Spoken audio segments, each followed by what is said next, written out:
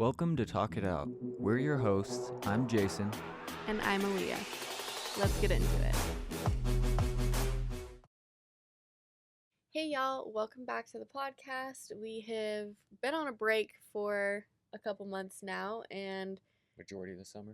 yeah, we're getting back into it, and we wanted to start off with a new series, I guess, new topic of discussion. And this is going to be a very we need you guys to be involved type series. It's going to be a beliefs in religion series where we just talk about religion and how it's impacted us and you guys and kind of just break it down, I guess. Yeah.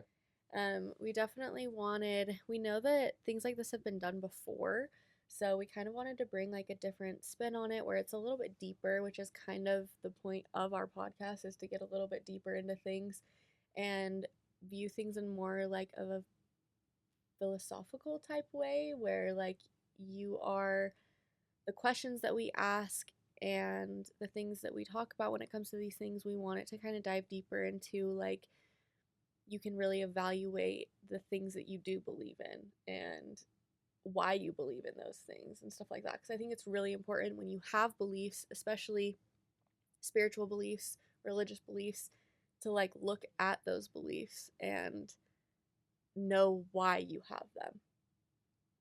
Yeah. And like it just goes to talk about goes in with the other things we talked about mental health and also like our behaviors and our triggers and stuff like that, like why we act the way that we act. It kind of goes into that as well as like why do we believe the things that we believe in. And it's important to be able to take that like third person perspective of yourself to be able to evaluate why you do the things you do and why you believe the things you believe.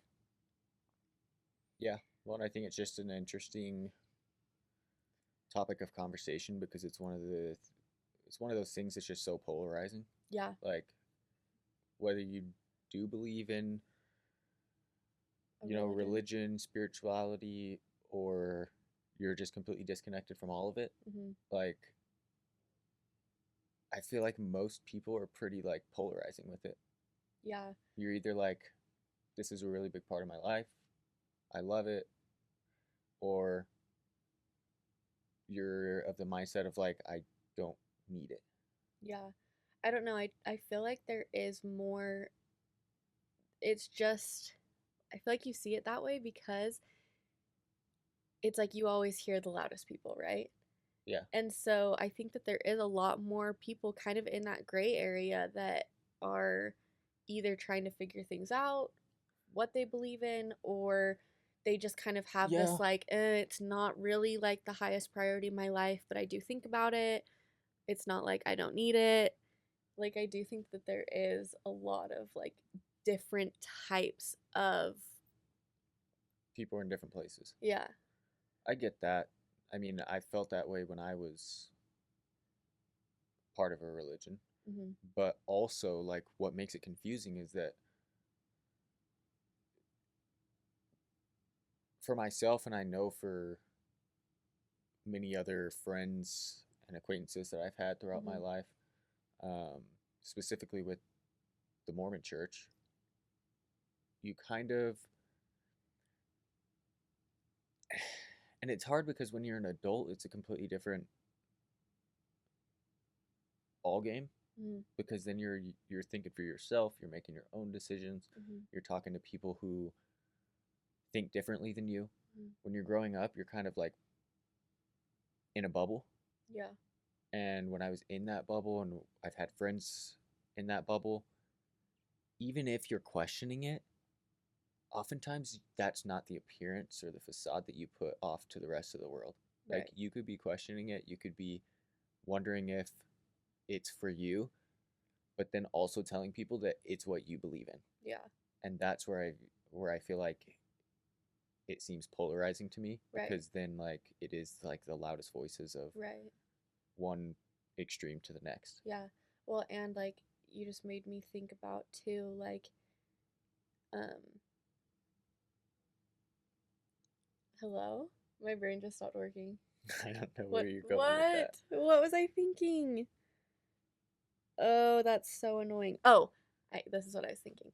Is people that are a part of religions and like practicing in those religions, obviously those religions are not going to tell people like, oh, just kind of like go live half-heartedly these things.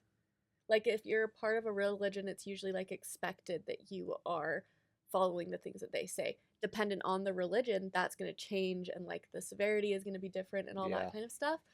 But like, Because it is pretty different from like Ali and I.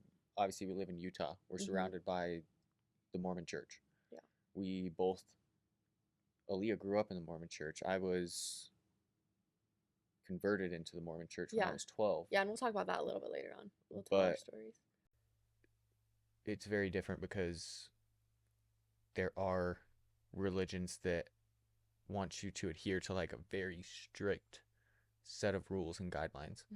And then there's like the Baptist church from living in the South where like their whole, I don't want to say this is like what it is because I don't know enough about that religion specifically to really say, but my experience with it is that they base it a lot off of grace. And it's like, yeah, you might go out and I don't know, it's just so weird because like it's hard with the Mormon church because you cannot drink alcohol. Like you're not supposed to touch it. But all my Baptist friends, it's like no big deal. Yeah. Like they'll go to church every single week and still get plastered on a Friday night. Yeah. And it's like as long as you're kind of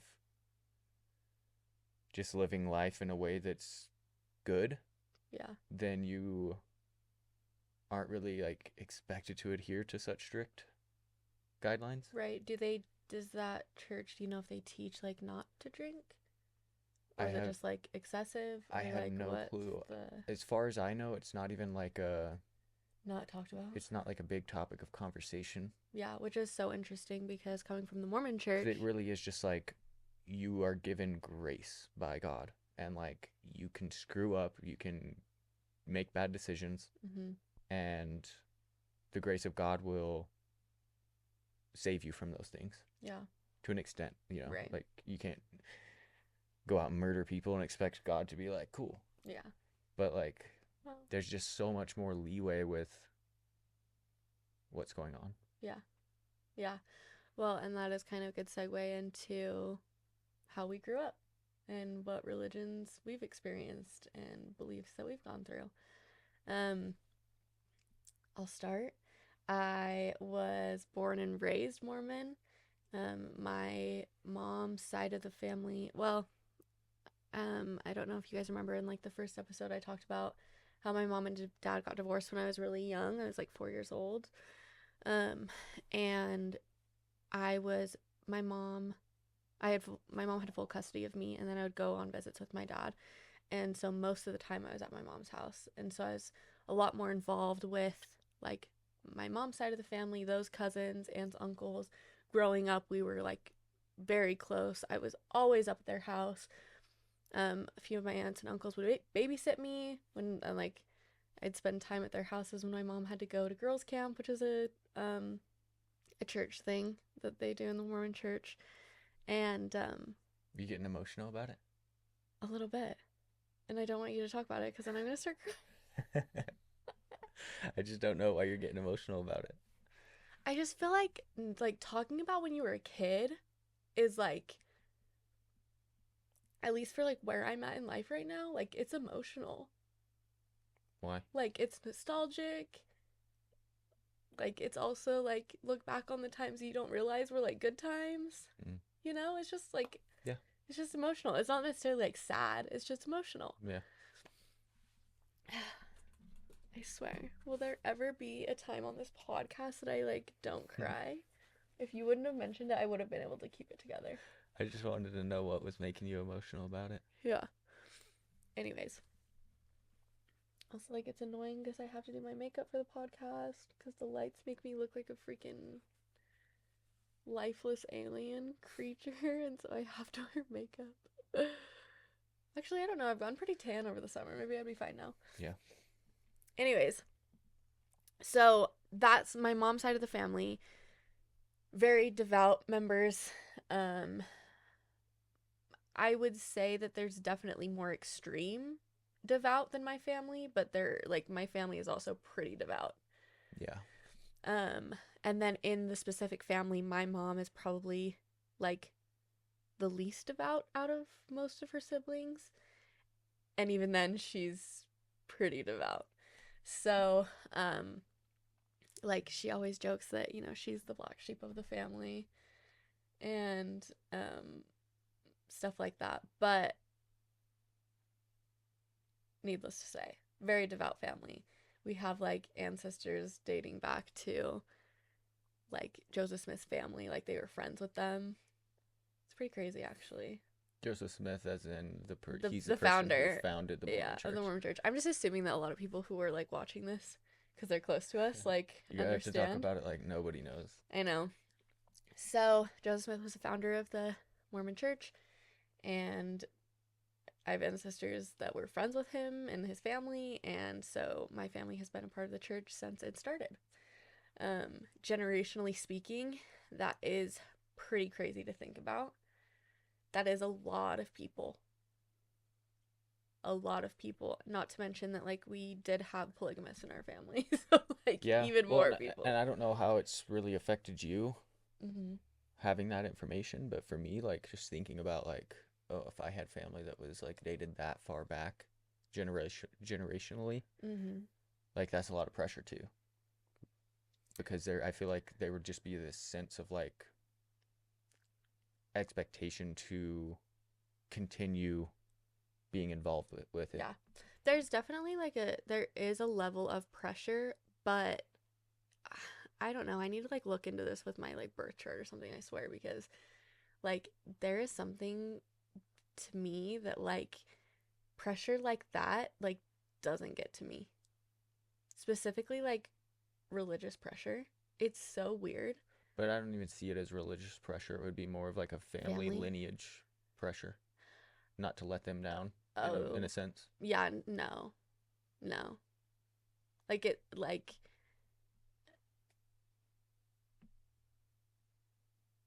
when I was like leaving, it was more of like a like this is just what I've known my whole life. It wasn't like a I'm letting my family down. And I'm really glad that I never had that because I know a lot of people who do leave the Mormon church go through that feeling. Yeah. And it's got to be horrible. Absolutely horrible and like devastating, but I just never like I never put that on myself. Yeah. And like from a young age, it even started like my family. But oftentimes it's your own family members or people who are also a part of your church that put that pressure on you. Yeah. Church itself even will put that pressure on you. Right. And I don't know, I feel like I've just kind of I've just been that way. Yeah. It's just how I am. Is like I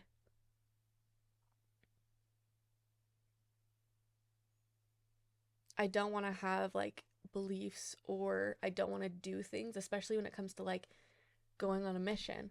From a young age, I said I don't want to go on a mission. Yeah. And I'm not going on one. And like I know I'm a girl and that was like different, especially when we were growing up. Like and again to like kind of just give some tidbits. In the Mormon church, a mission is where you, long story short, you fill out a bunch of paperwork, this big long packet, send it to Salt Lake City, to the church headquarters. Mm-hmm. Their leadership will look over things, and this is where it gets a little bit touchy because I don't necessarily believe in the way that it all you can pans out. Yeah.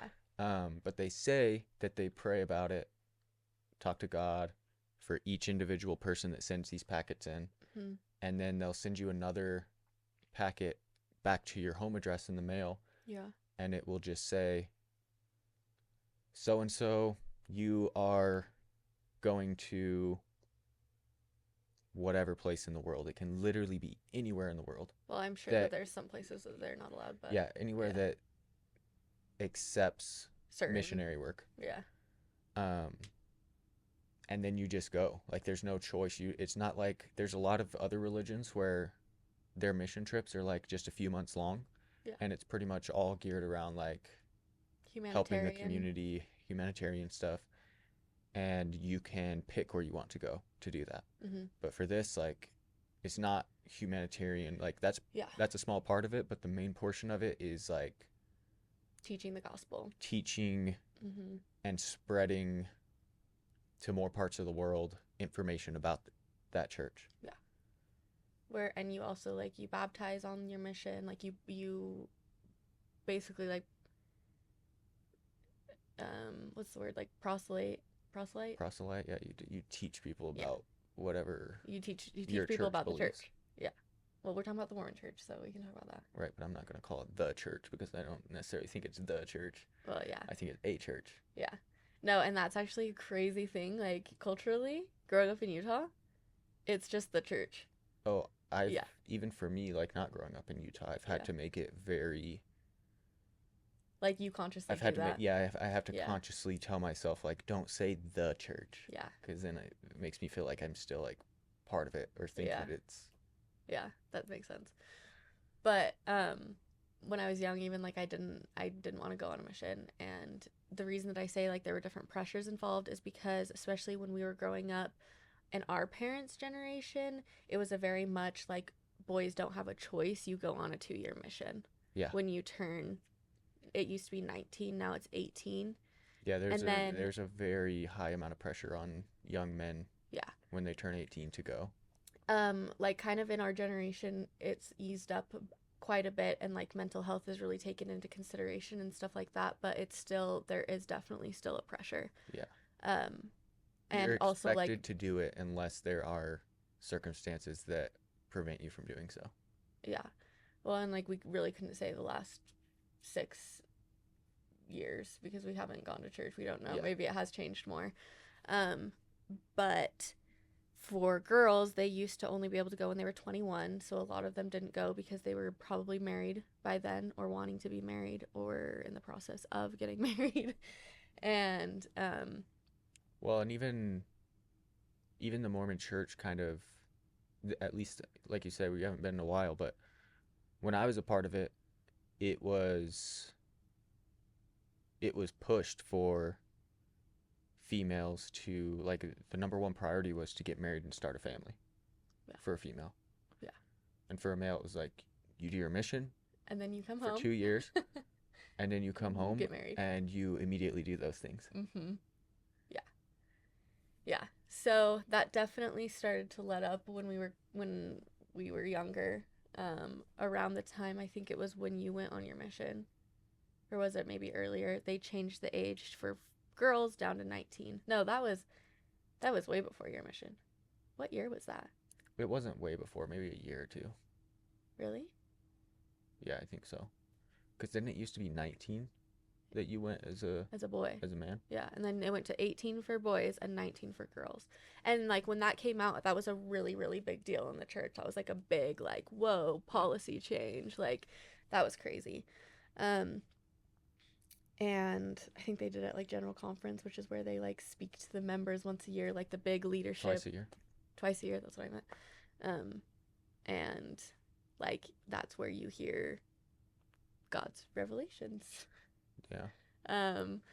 I just kind of laugh because it's just funny to think about the things that like were just so normal to my day-to-day life that now I'm like, that is not what I believe, and that's fine. Like it's just like crazy. I'm really not trying to like be disrespectful or anything. I hope that is one thing out of this series that I really, really hope to gain, is that we can have respectful conversations about these things and understand that when people are talking, whether it comes from the side of people being still in religions to the people that have left or whatever, like, I want it to be a place where we can understand that, like, we're coming and there's not ill intentions. It's not disrespectful. Yeah, and it's okay that there are feelings that are hurt, but just, like, understand the intent behind the things that's being said.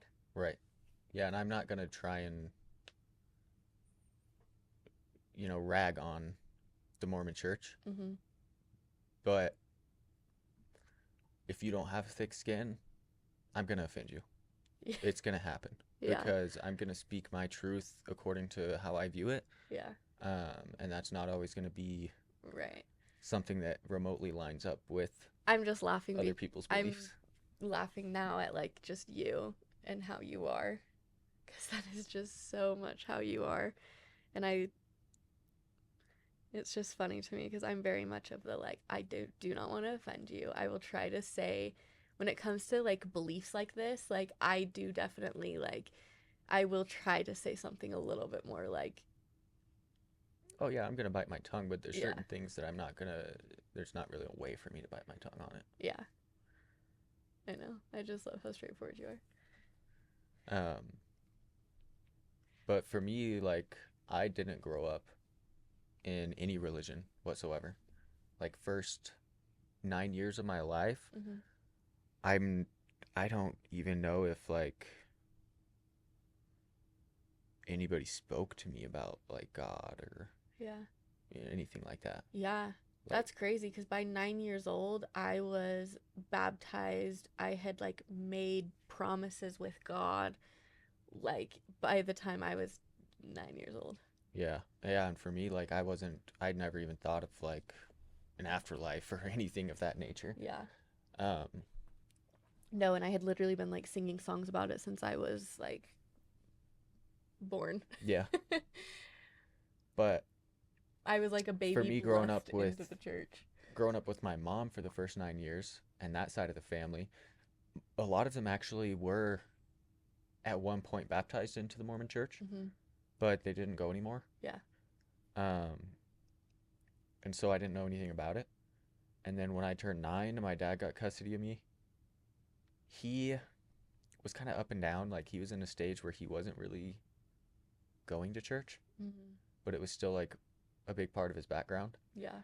because my grandma on my dad's side is very like she's like Devout. devout. Yeah. Um, and she was the biggest motivating force in me getting baptized into the Mormon church Yeah. because she literally invited the missionaries Yeah. to like come and teach me.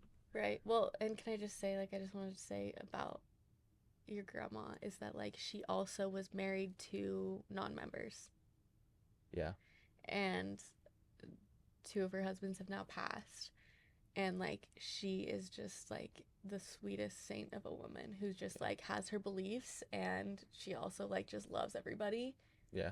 And, like, it's awesome. Yeah, and her beliefs are really important to her. And Yeah. so, of course when you have a set of beliefs that are that strong and you bring children or grandchildren into the situation, Mm-hmm. there's going to be a sense of like duty almost Yeah. to like share the same set of beliefs with them. Right. And so that's what kind of happened with me. But I do feel like it also is like I'm sure you kind of did see a different side because there are some people some devout members who would not be married to non-members and be okay with that. Like Yeah. it would be a division. So I can see why, like, Well, my grandpa, like yeah, my grandma's first husband he did go to church. yeah. Did you go to? He was Mormon. Yeah. Oh, I didn't know that. He might not have started out that way. Oh, okay. Um, but that's how he ended. Yeah. And even my grandma, I think, was a convert Okay. because her mom died when she was really young Uh-huh. and kind of led her to that. Okay. Interesting. So when your dad got custody of you, your grandma was a big part. Yeah. And so like I went through the whole spiel with the missionaries. They Mm-hmm. taught me all the stuff about the church, the Mormon church. And I of course I didn't think anything of it at the time. I think personally for me, 12 years old, I I don't think 12 years old is old enough to be making a decision like that. Um, your brain's just not developed Yeah. hardly at all. Yeah. And that's just science, you know? Well, and all you know is what your parents have taught you. Right. And you don't have any real outside specifically for influence. me, like growing up the first 9 years of my life in a situation that was not good, tons of bad things happening, lots of negative emotions involved. I do feel like at that stage I was in a very vulnerable position. Yeah. Not just because I was a young kid who was having expectations of sorts placed upon me, but also I had been dealing with so many negative things that when I was approached with a positive thing, like, of course, that's something that in some sense I'm going to latch onto because that just makes sense. Yeah. And then after I was baptized at 12 all the way to 18, like those 6 years, it was never something that I was like completely sold on ever. Yeah. Like I always questioned it. I always, when people weren't looking, was not obeying the rules that they wanted me to. Yeah. No. I didn't Same. have like actual like faith in it. Right. It was just more of understanding the expectations that my family was placing upon me. And I don't think that they necessarily were doing it out of like ill intent or to take away my choices. No. But again, it's just because that's what they believed in so heavily that they felt like I needed to believe in it too. And even at 12, I understood that very well because I, at that point, had already had to grow up a lot. I wasn't really like, didn't have a normal childhood by any stretch of the imagination. I had already been thinking about adult problems, adult you didn't have conversations. You didn't have a healthy childhood. Yeah. I wouldn't say like, I don't think anybody in our society right now has had a normal childhood. When I just feel like I didn't have a childhood. Like I wasn't given the time to be a child. Grow up. I had to like grow up fast. Yeah. And so even at like 12 years old, I was already thinking about like, you know, how I need to please my family and stuff like that. Yeah. And so those 6 years, 12 to 18, was pretty much just that. Like, fake it till you make it, you know, put on a smile around certain people, talk a certain way around certain people, then go hang out with the buddies and drop F-bombs and steal from the store and, you know, whatever else. And then when I was graduating high school at 18 years old, obviously they had changed the rules in the Mormon church where you can do your mission at 18. So it was kind of like, okay, right after graduation, that's going to be the next step for me. And there was a good amount of pressure just that had built up throughout those 6 years, but also because up until that point, nobody in my family had ever gone on a mission. And it was like everything culminated at me. Yeah. It was like, you are the one. Yeah. You're the chosen one. Yeah. Don't let us down. A lot of pressure. And so it wasn't really ever, I didn't feel like it was a choice for me to not go. Because you wouldn't let your family down like that. Yeah. Like I felt like no matter what I personally believed, I had to do it. Yeah. To make them happy. Yeah, that's the difference between you and I think a big difference. Yeah. And even at the time, but I also I do admire a certain aspect of that, but also like it is really unhealthy. Yeah, of course. Like it's not it's not good for me. Like yeah. You live life like that, you're gonna be miserable at the expense of everybody else's happiness. Yeah. But I was also dating a girl at the time that it was time for me to go on my mission, and that was another pressure apart from my family, apart from everything that I just discussed, because she also was a part of the Mormon church and very much wanted me to go because, again, that's just kind of the expectation. Like girls grow up saying like I want to marry a returned Yeah, I want to missionary. marry a guy that's went on his mission. No, like literally I remember writing in like activity days, which is like when you're 8 years old to 12 years old. I remember that we had to like write down what we wanted in our future husband, and so many people always put return to missionary on theirs. And like from a young age, I never put return missionary on mine. Yeah. Because that was something that I had decided was like, I'm not going to put somebody's worth on that, which is like just crazy that subconsciously, because I didn't think that as a kid. That was definitely a subconscious thought. But like I can see how I am at where I'm at today. Like those are things back then, being that young, being like, I'm not subscribing to that one. Sorry. Yeah. You know what I mean? Yeah, and I will say, like, even going on my mission, like, I did the full 2 years, and it's intense for those that don't know. Like, it's 2 years of you don't do anything except teach people about the Mormon church. Yeah, you always That have your is name. it. Well, and you literally have a name tag on at all times that says like Elder Straub. Yeah, you're Like in your church close 6 out of 7 days of the Yeah. week. They let you have Monday. Well, they kind of let you have Mondays off, Well, that it depends but on it's the. I not think even it's a the whole certain. day. I don't think it's. I think that's like your mission picks a day. It's not always Well, Mondays. you get 1 day out of Yeah. 7. Yeah. That's called like a. It's just basically P-day, personal it's a day. P day, personal day, where you can just do your laundry, kind of unwind a little bit. But even then, it's only a set amount of hours on that day. And you still have It's to wake not the up and whole do day. your scripture study and all Yeah. that. Well, and then once I think like somewhere around dinner time, once that hits, You have it's to go over. teach You again. go back to like normal. Yeah. The other 6 days of the week. Right. And it's no you don't have your phone. It's no contact with the outside world. You can't talk to your family. Well, You can't talk to friends. They've changed that. I'm They've saying changed when that a I little went bit. though. Yeah. I couldn't talk to my family. I couldn't talk to my friends. I got 2 calls a year. One on Christmas and one on Mother's Day, because who cares about fathers, right? Um You can't say that. and you don't get to watch TV. Like, you don't do anything that like Yeah. quote unquote normal people do. Yeah. Well, and you can like you can like you can play like church ball and stuff, right? Only for like your exercise time in the morning. You can't just like go do it for fun. Yeah.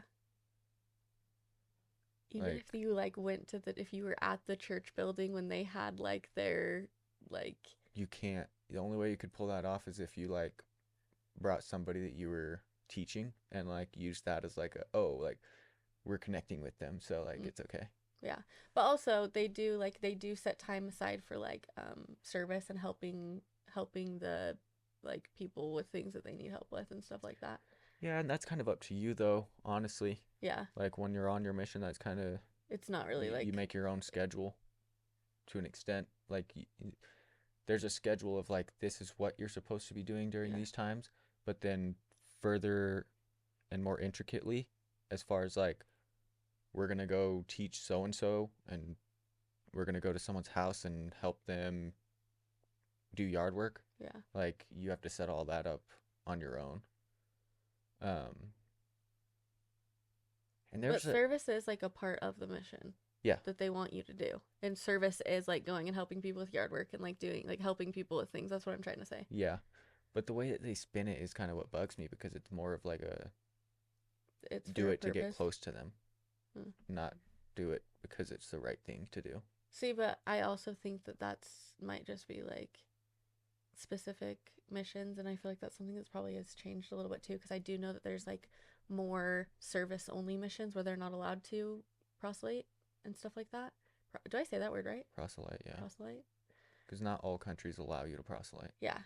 So, like, I think that there are, and I do think that there are certain, like, leaders and stuff that would think of it more of like a, hey, like, this is something good. You have the opportunity to go and, like, help the community and stuff like that. I just feel like it could be spun the way that you're spinning it as well. Yeah, but that's why I do get rubbed the wrong way Yeah. when like there are people from around our neighborhood that like reach out to us about similar things, because I'm like, do you really care about me, or is this all part of like a big plan to try and get me to come back to church? See, but that's the thing too, is I feel like it's okay to also just hold a boundary of like, we're not going to come back to church.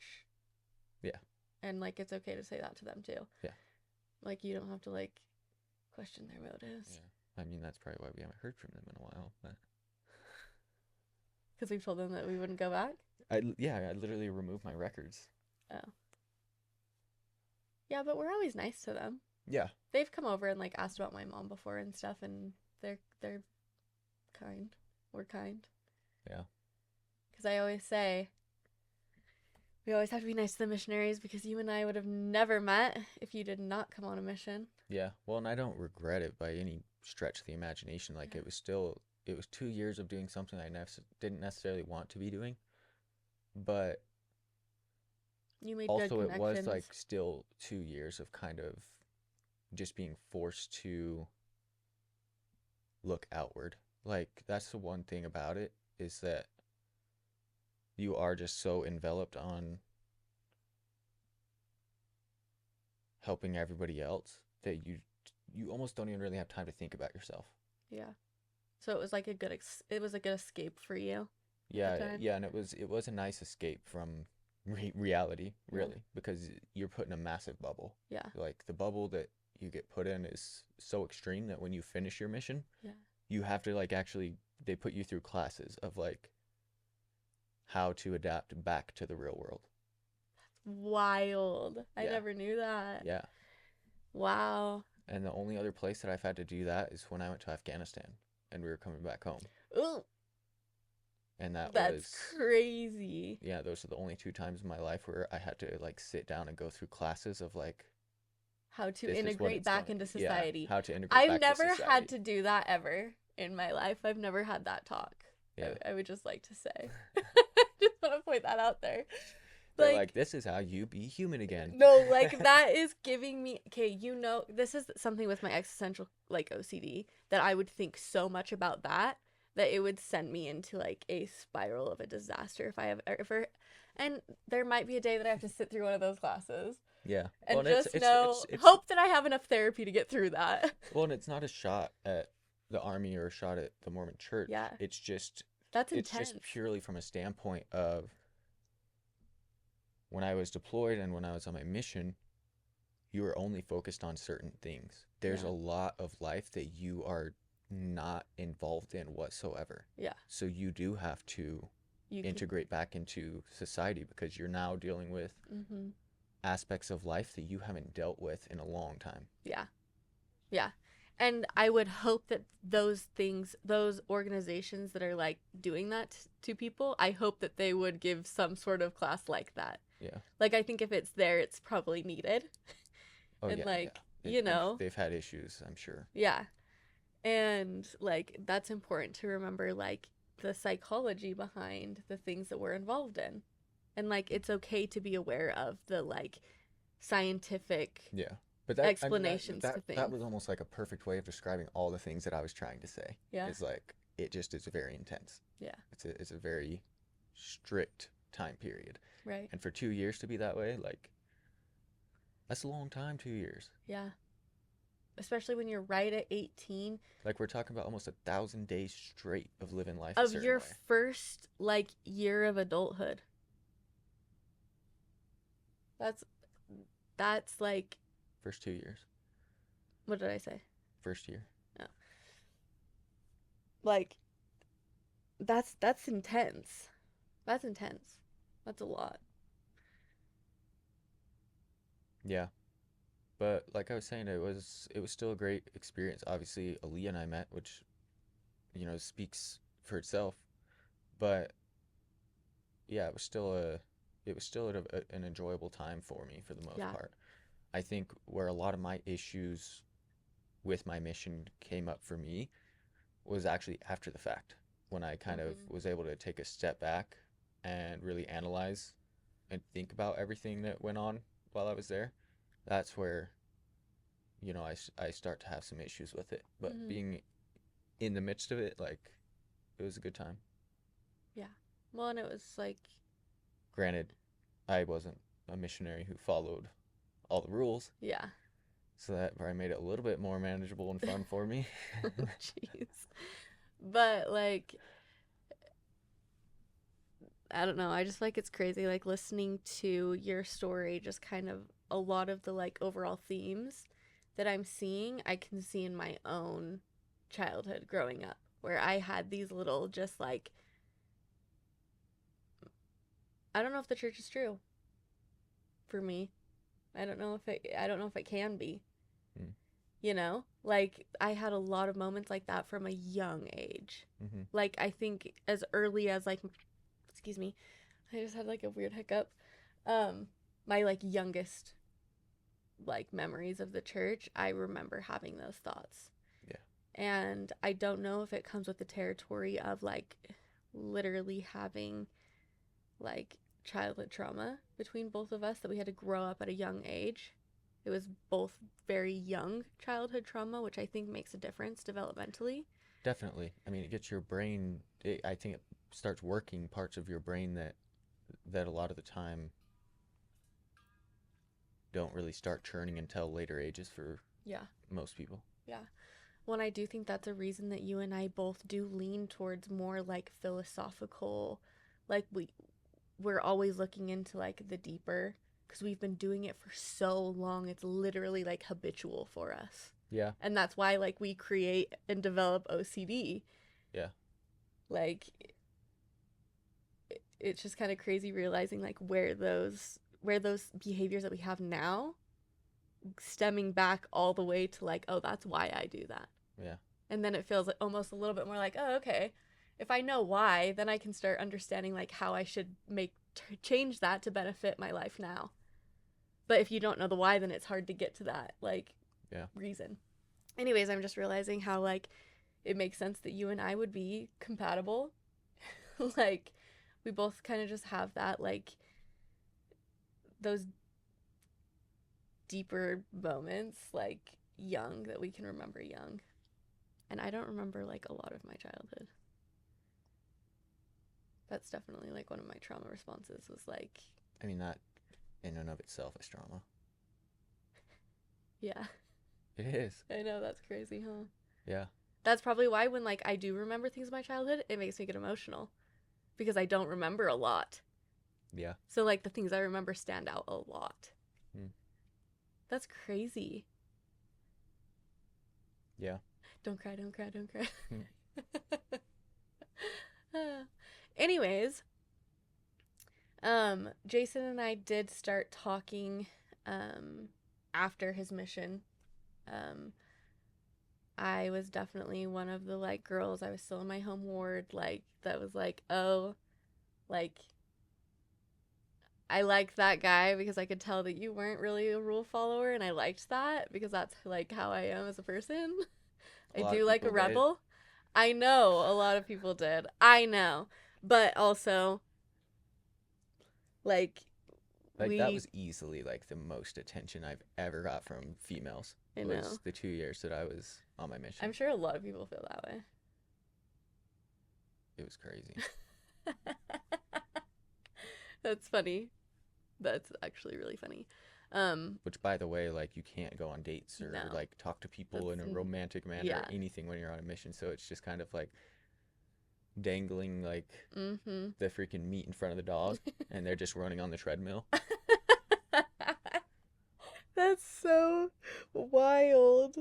They're literally just wanting everybody to like be prepared for like freaking like mating. It's crazy though, like serving a mission in Utah in like the midst of like everybody here is like damn near already Mormon. And then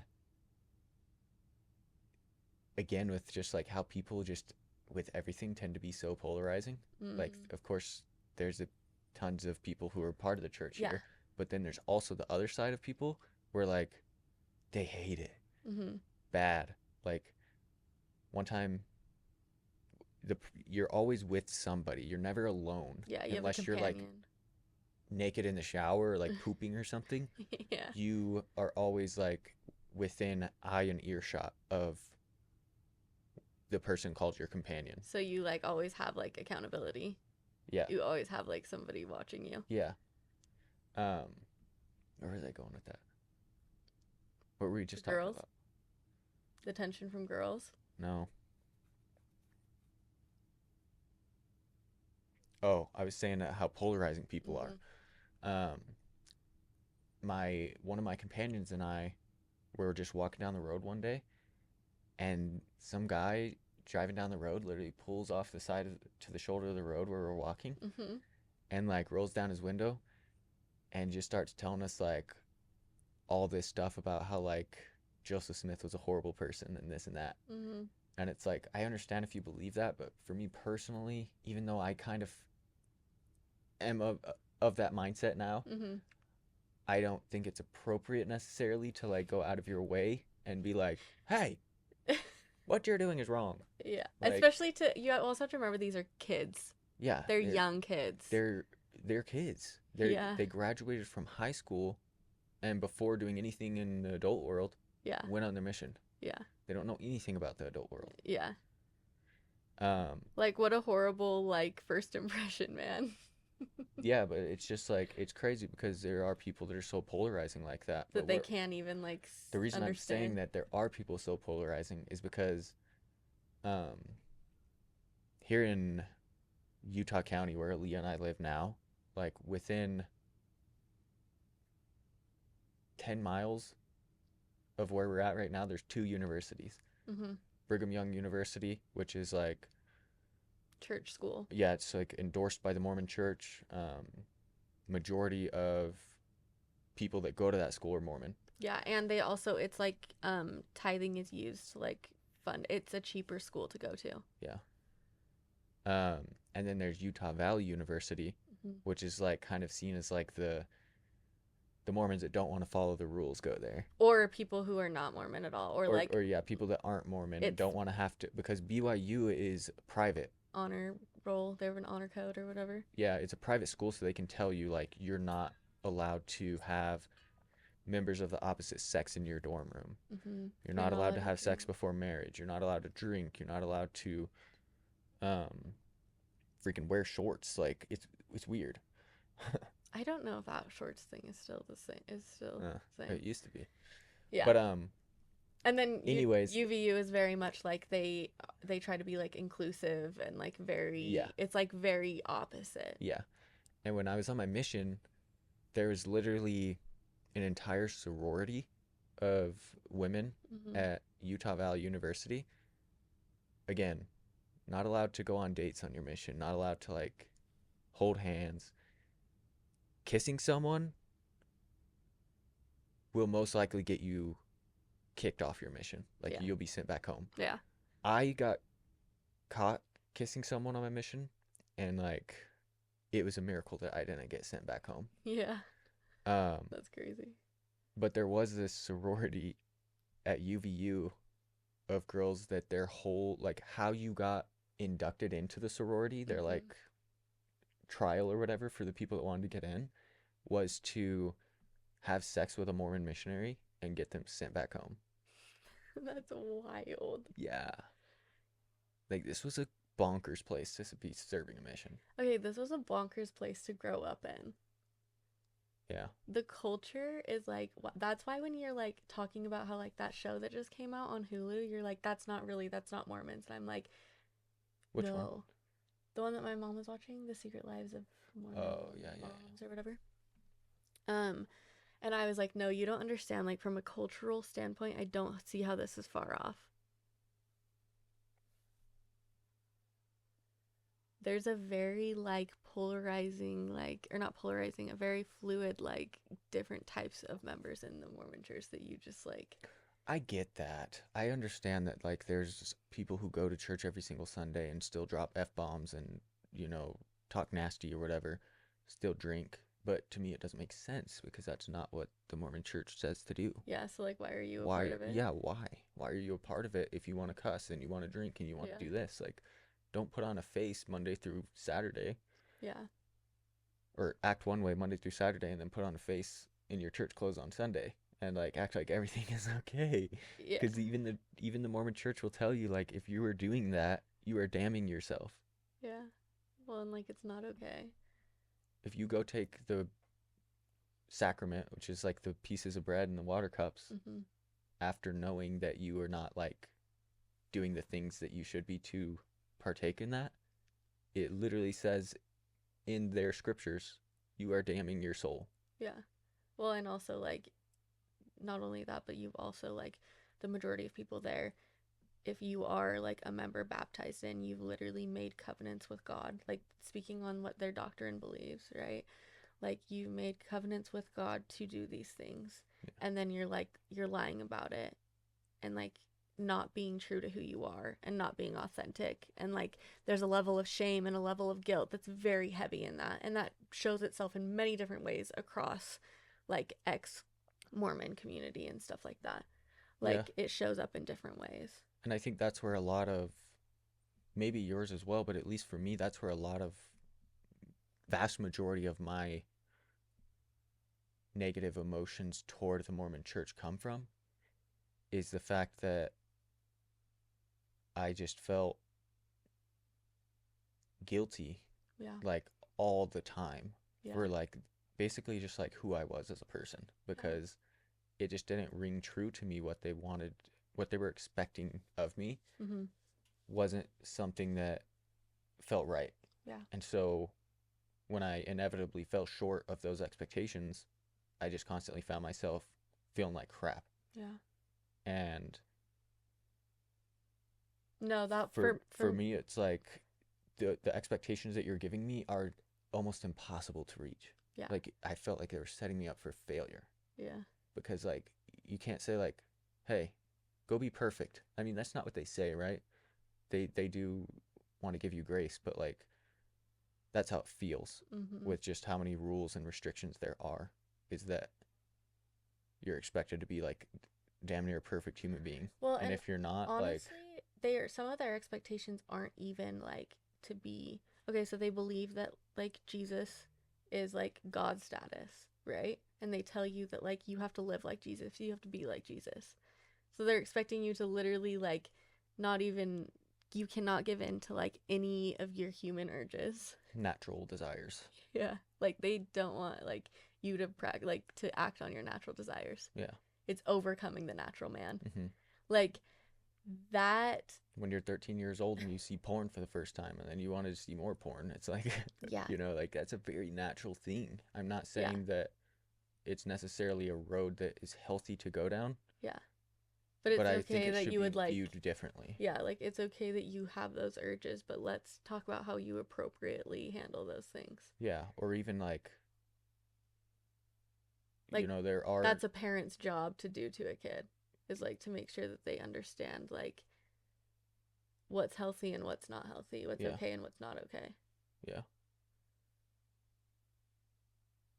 But no, I was gonna say for me, like those pressures and stuff like that, I'm telling you, it's just kind of like who I am as a person, I think. Where like that, the guilt,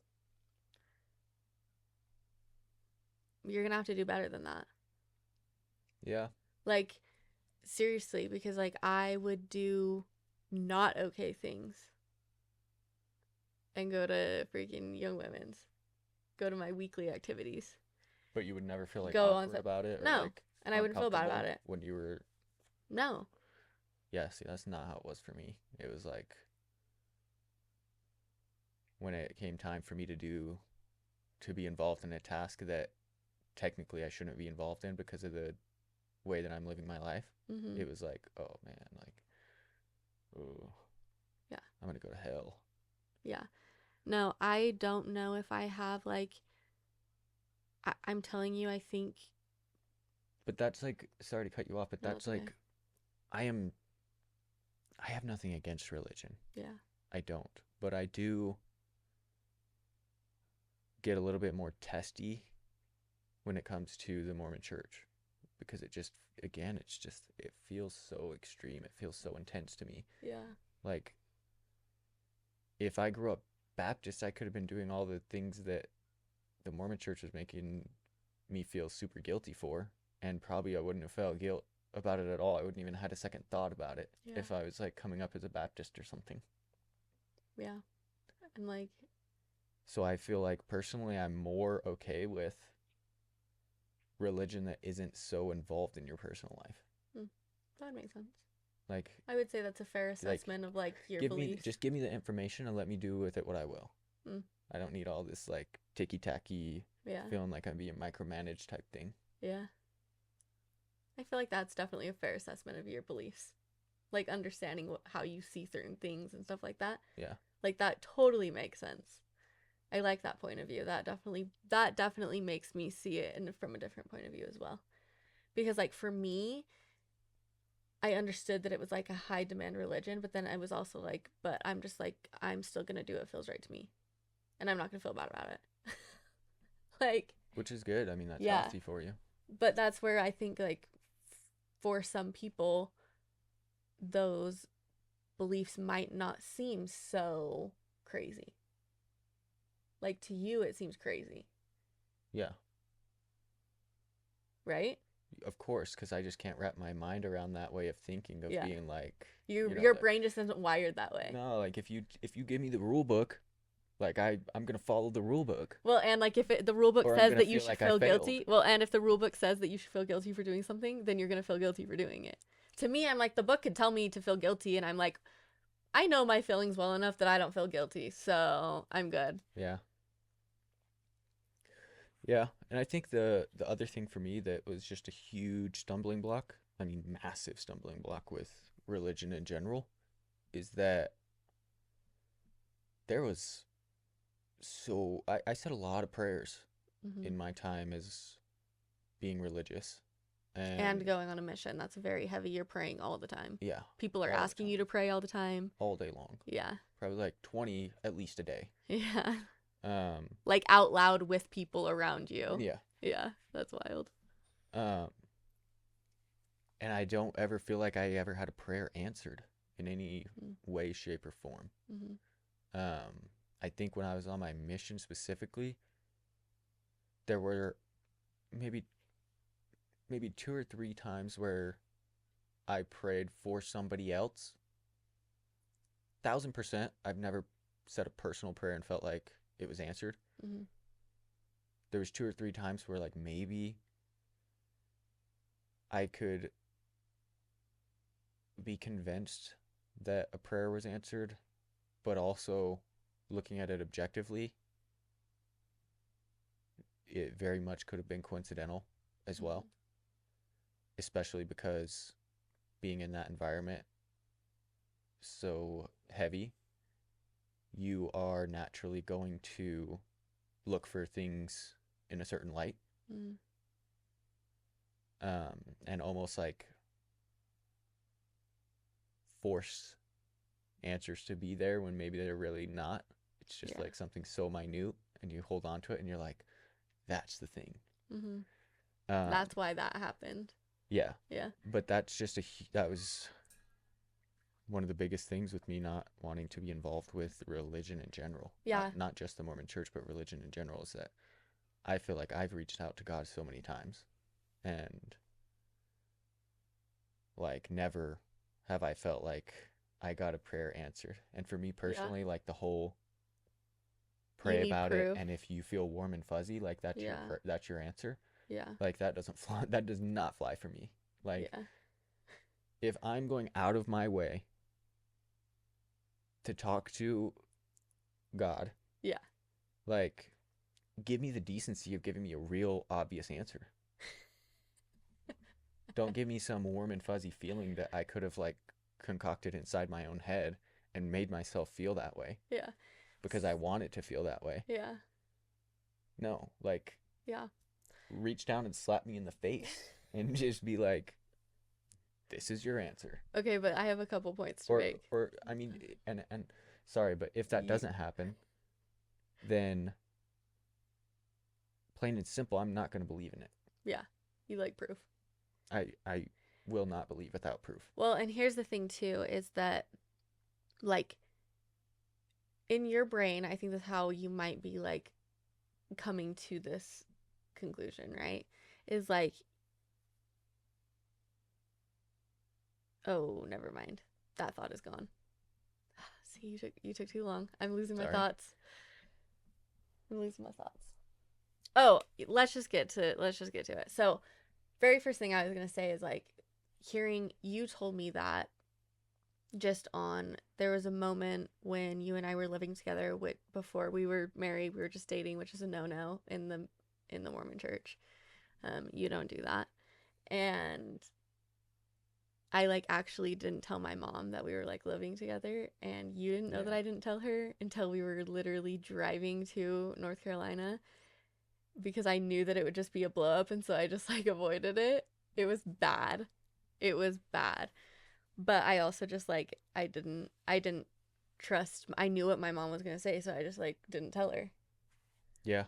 But like I should have.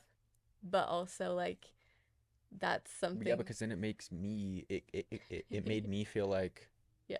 oh, now your mom's gonna think that I'm in on this, like not telling her about it thing too. Yeah, and you weren't okay with it. You were so mad that I did that. Because I just didn't. It was the very start of our relationship, really. Like, and I you had didn't already want been on a little drama to bit. be freaking Well, and you were unleashed. already rocky within like my like with my family. Yeah. Well, with my mom. Yeah. Yeah. So, like, that was horrible that I did that. That was horrible. I shouldn't have done that. Oh, I know. But it was a no-no. And we were having just a conversation because the church changed a policy that when the policy was put into place, I had a problem with it. It was something that kind of like really started to the like people in the church when they leave the church start saying like that it broke their shelf. It's just like big moments that like your whole like belief started to explode. Yeah. And like I said, like I've been having those moments as a very young child. And so. And when Aaliyah says break your shelf, it's like a metaphor of like a literal shelf, and you're putting things on the shelf that you don't want to like address or deal It with, gets so that heavy. are bothering you about about the Mormon church. And then eventually you have so much stuff up there that it all rips off the wall explodes. and it just falls down. And then you're like, holy crap. Like, there's so much that I do not like about that I'm this. not okay. Yeah. Yeah. So I've just been I've been having those moments since I was a young kid, and so it was one of the bigger moments I remember of like this certain policy that they put in place that I was not okay with. And I was in high school and I was not okay with it. And maybe middle school. I don't know. Maybe I was like a freshman. And not okay with it. And then fast forward so many years, and they changed the policy. They change it back. And I was like, wait, I'm sorry, what? Because that was something that I was like, I'm not okay with that. And then it gets like proven to me that it wasn't okay. And they changed it back. But then you're also claiming that I should just believe what you say because God's telling you that it's the right thing. Like, that was a big hold up moment for me. And so we were having a discussion, and like you told me one of the biggest things that you have is like just have faith isn't an answer. Yeah. No, that's a cop out. Yeah. And I remember I got defensive at first, and I was like, no. And then you're like, no, it is. And I was like, and if you're offended by that, I'm sorry, but that's like, I'm not saying that's a fact that it's a cop out, but that's certainly how I believe, how I see it. And like, and I'm like, yeah, that's not awesome to hear. Like, I don't know if I don't know if I don't know if I believe you or if I believe in what I've believed in about faith. Yeah. Like, I was at a crossroad where I had to like think about what you were saying, because it was like it made sense enough to me that I had to explore that thought. Yeah. And so like it was a big like moment for me. And then same day you told me that like told me a story about like prayer, how you'd never felt like a prayer was answered. And I was like, that's so sad. I was like, are you like seriously? And like I tried like explaining it to you, and you were like explaining like my experience and whatever. But then I like, now looking back, I realize like I feel like the times that my prayers were more like answered was like me just like I would pray as a kid to like freaking find something that I lost. And then I would like pray, and then I would just think about like where was the last place I had this, and then I would remember and I would go find it. Like it was more just like listening and like listening to myself and like having like moments of reflection with myself. Yeah, that's exactly why feelings alone are not enough to make me believe that Yeah. I'm having a prayer answered, because Like that God is the talking chemicals to in you. your brain, like scientifically, Yeah. the chemicals in your brain can literally make you feel those ways. Yeah. Depending on certain aspects of what you're doing. Right. Well, and also I do think that like if I had a prayer answered, I want it to be, there is no other explanation except that this is an answer. I remember what I was gonna say when I forgot. They also like teach you that like in the Mormon church that like God like knows all of his children, knows you. And they so say like that he knows absolutely everything. Yeah, so you would think that like if he knew you, he would know the way that you would need an answer, and that's the way he would give it to you. And that is what they believe. Yeah. But then it seems like in Mormon culture, it's more of like, yeah, you can have self-revelation, but it has to fall under this umbrella. It's not like it's God talking to you, but he talks to me more. Or in a different way, or face to face, or whatever, right? Like,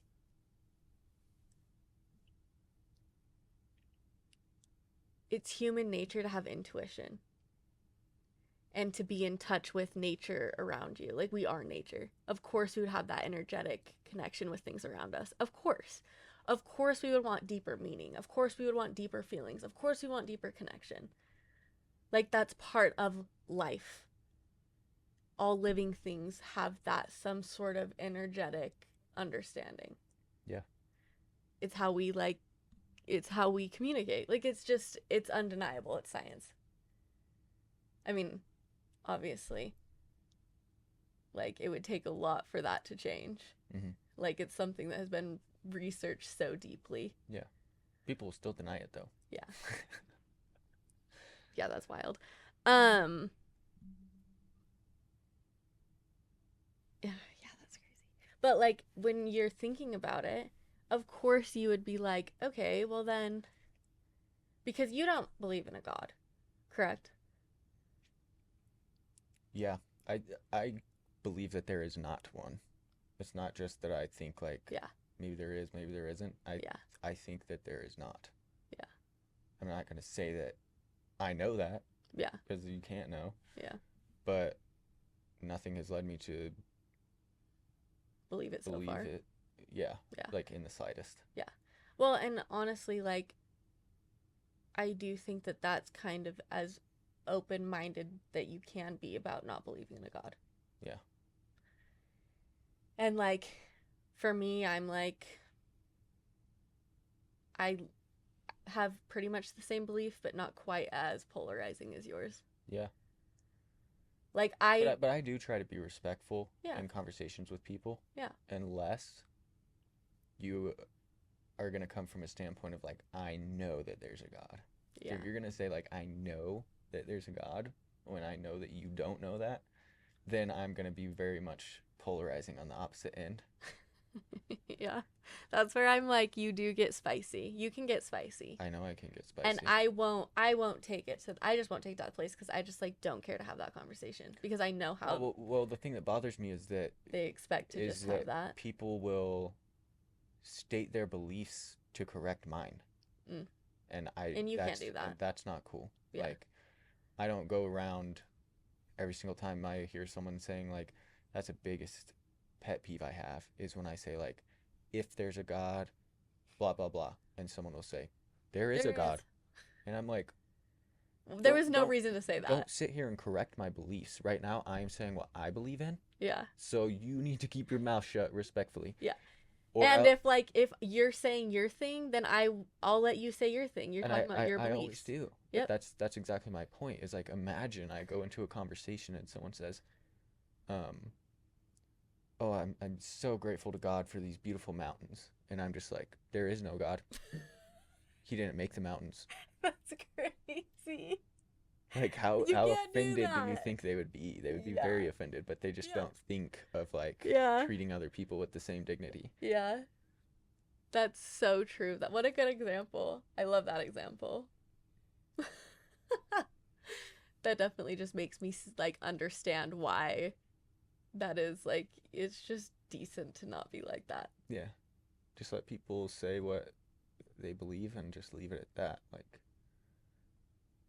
I think all of us have times where we bite our tongue based on Mm-hmm. our beliefs, where people will say things that they believe in that we don't agree with, but we'll Yeah. just kind of sit there and be like, okay, as long as it's not like too extreme or, Right. you know, directly offensive. Right.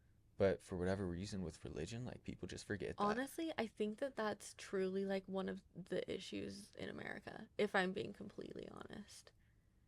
Because like American like Christianity can get like wild like that. Yeah.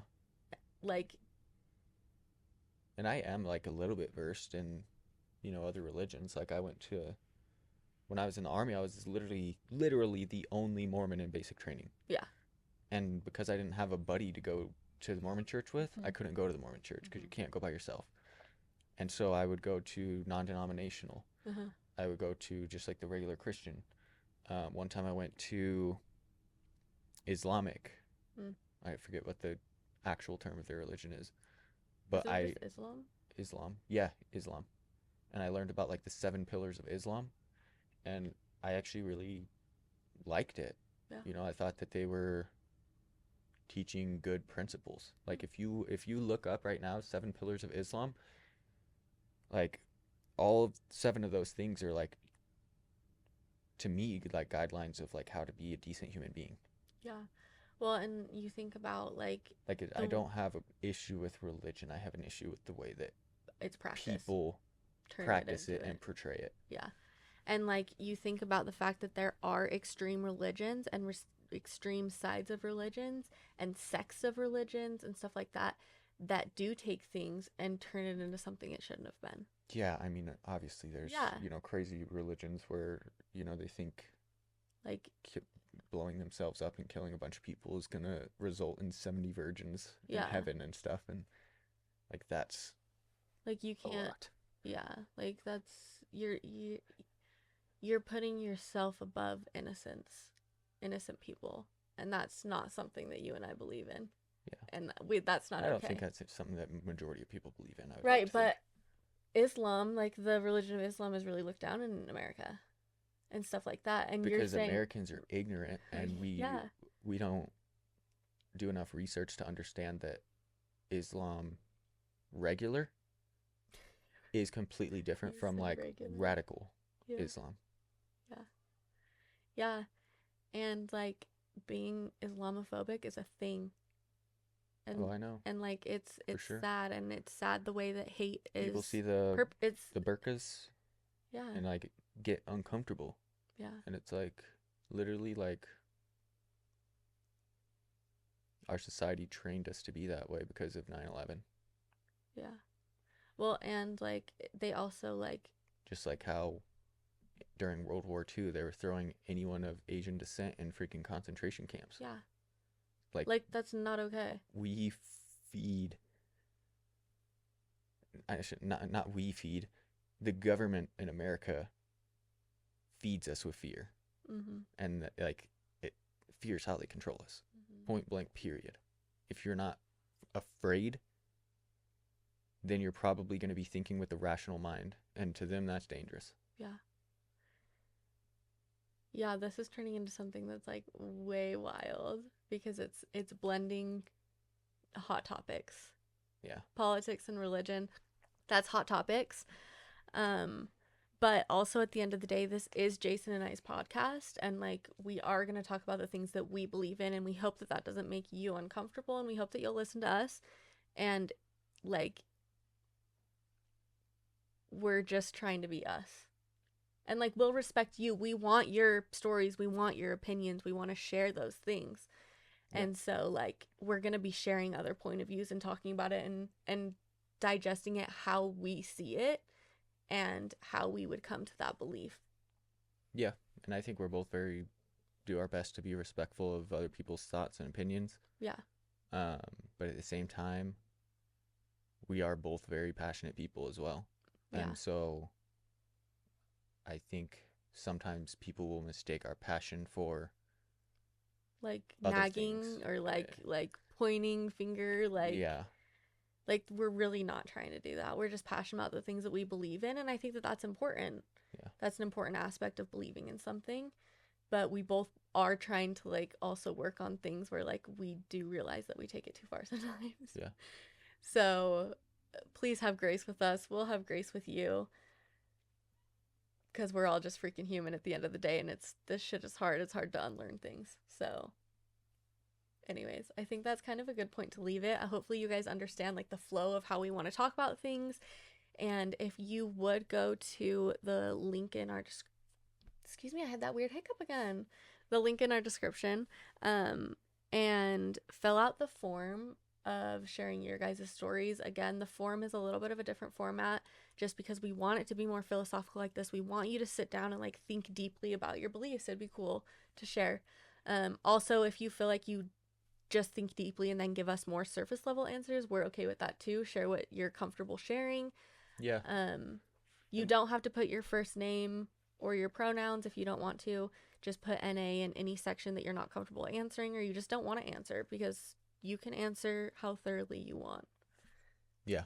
And the point of this isn't to like talk people out of their beliefs or anything like that. We just want to talk about beliefs. It just happens that Aaliyah and I are of a certain set of beliefs, and so that's the way that we are going to engage and approach conversations. Well, and we're in a weird place where we understand a religion and we've left the religion. That's a unique place to be in. Yeah. When you live in the area that the religion is still so prominent in. Yeah. And have family members and friends that are a part of it. But what I was going to say is that we still want to hear from people who are religious. Mm-hmm. What you believe, yeah, why you believe, what things we've spoken about that you maybe don't agree with, because it's okay not to agree, and I want to be able to look at people's feedback and gain some more understanding of things. Well, and also just to gain an understanding of how somebody might come to that conclusion. Yeah. Because our brains are different. What makes us amazing as living things on planet Earth is that we have the ability to have different opinions. Yeah. And like our brains are literally that complex. Well, I think this is a great platform to have a discussion like this because we're not actually in person with anybody. Yeah. Of contradicting beliefs, because I think that's where things get a little bit heated, yeah, is when you can actually feel the emotion in the room. Yeah. And like you just know like, oh, like they're annoying me, I'm annoying them. Yeah, and somebody might just like blow up. But I think like this like kind of allows us to, you know, connect and actually think about the things that we're saying. Yeah. And not just base our words so much off of emotion. Yeah. It's a good place to start practicing that so that when you are in person with the people around you, it's easier to understand your true emotion and not just say things out of like your, like immediate reaction. And it would be a lot better to, as a society, be able to talk about certain things like religion and politics. We have been conditioned to not talk about those things because when we start talking about those things, we have different a lot of the time I don't necessarily have an issue talking about those things, but like specifically with like your family, I will go to whatever extent necessary to not talk about those things.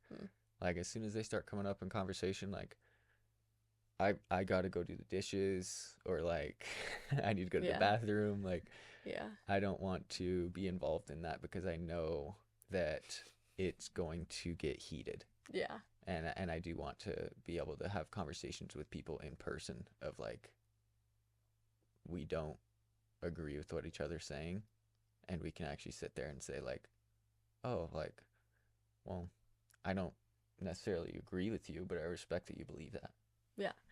Or not only that, but also like it's okay to like you should have deeper understanding of your beliefs, and it should be able to like you should be able to argue them. Because if you can't, then why do you believe in it? Yeah.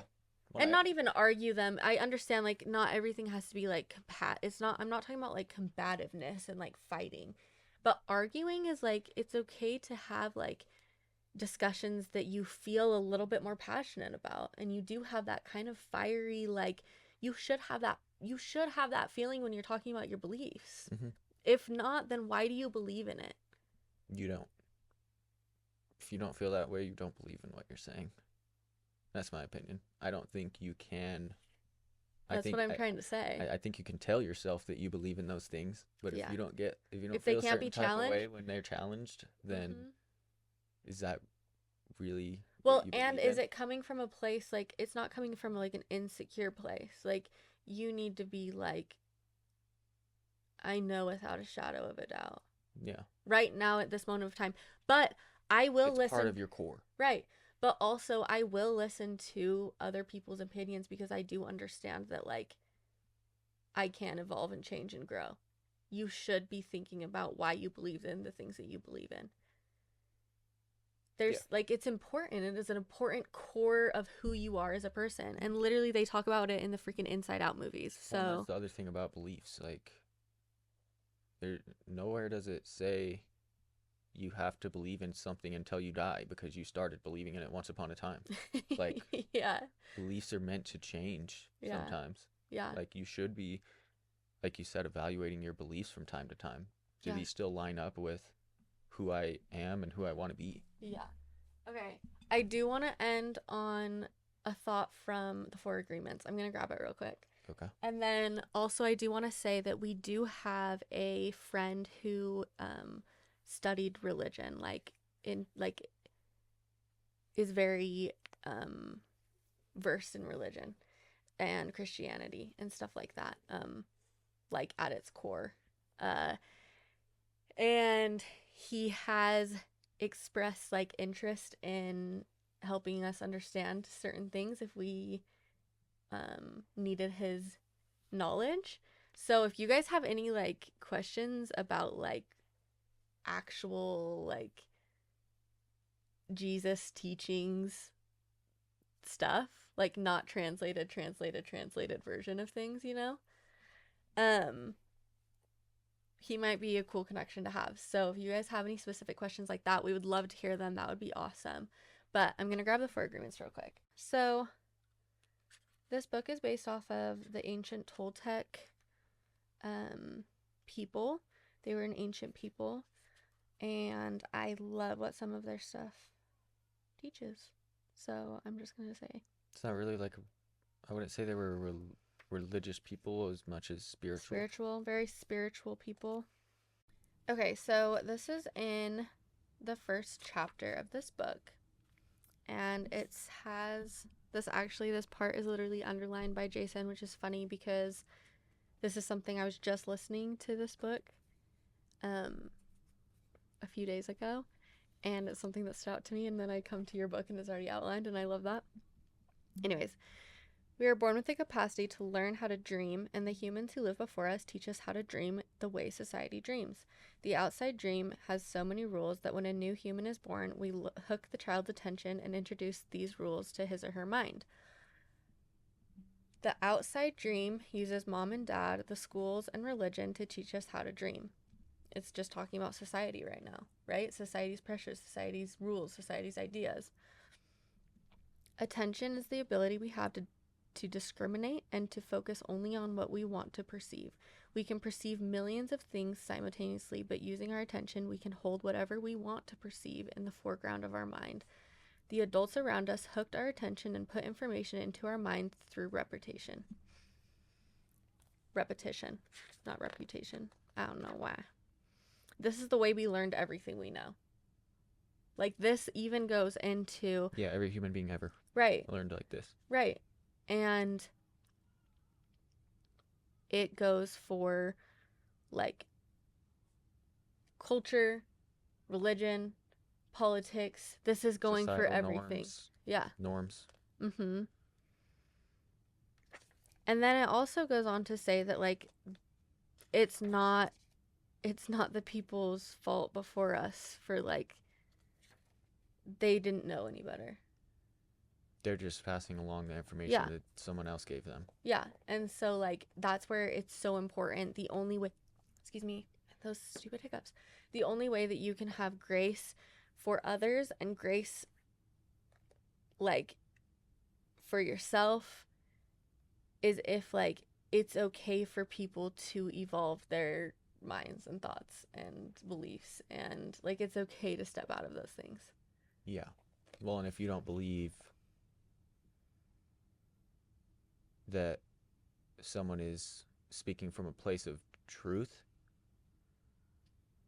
like, you have to remember that, like, they were given a certain information, and it's almost inevitable that they would come to that conclusion.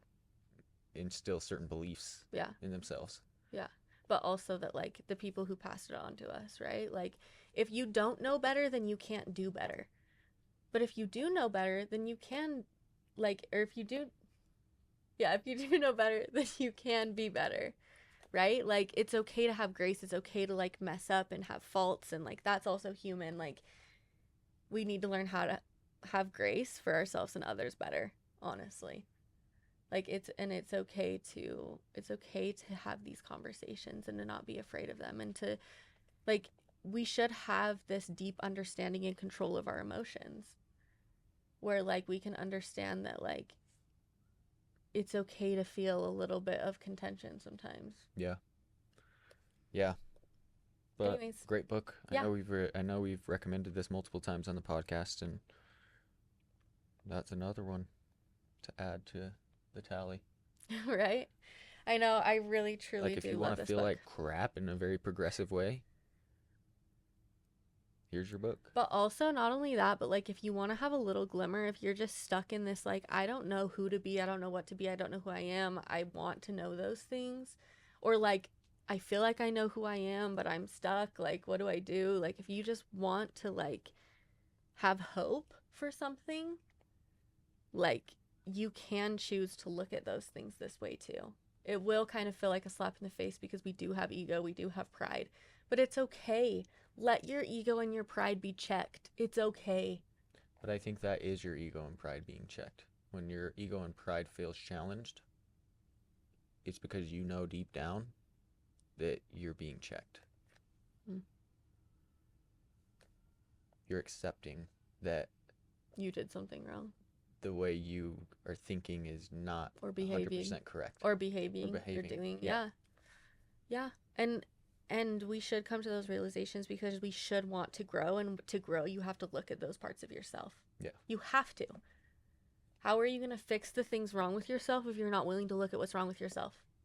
That does not make sense. You know what I mean? Yeah. You got to know the problem to fix the problem. Anyways, it was nice being back. This was a long one since we were back. So hopefully, or maybe not hopefully, I know some people do enjoy actually the tangent, so we might just have to figure out how to make time for that on a regular basis. But anyways, let us know what you'd prefer, as long as, like, episode length and stuff. People do like it when we just go on tangents, so we'll have to see what the people say. We'll have to see what they like.